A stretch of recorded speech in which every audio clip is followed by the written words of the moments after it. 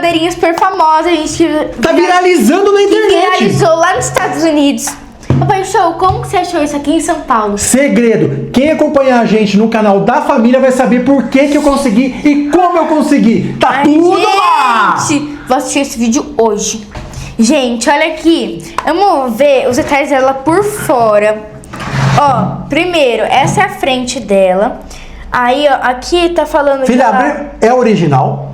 Não sei, eu acho Ah, Mariana! Ó. Será que seu pai fez isso com você? que tem, ó. Tem alguns que você faz a comidinha. Não, peraí, E aí, peraí. pra ficar, tipo, não é gelado, pra ter resistência. Endurecer, igual essa gelatina aqui, ó. Essa gelatina vem aqui. Tomara, né, gente? Se não vier, é falsa. Essa gelatina tem que vir aqui e aí você monta. Aí tem que colocar na luz UV. Ai, eu não tô acreditando. Ó, É verdade! Só Aí- falta. Peraí, só falta precisar de pilha. eu acho que sim, né? Não, não. Aqui, não. ó. Tá aqui, ó. Vai ser assim. Precisa? Acho que sim. Pi- Olha o barulho. Ah, é satisfatório. Ah, é Fala que satisfatório. não, se não for satisfatória, é falso.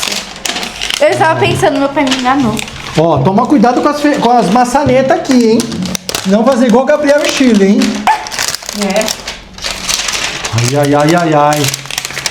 Vira aqui, vira.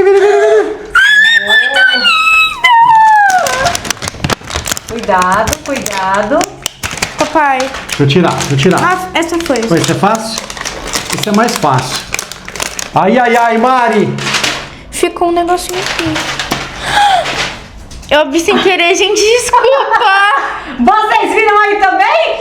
Gente, eu não vi nada, eu só vi. Vai, agora põe aqui e abre direitinho. Acende a luzinha. Gente, ó, aqui falam que é de imã. Vamos abrir.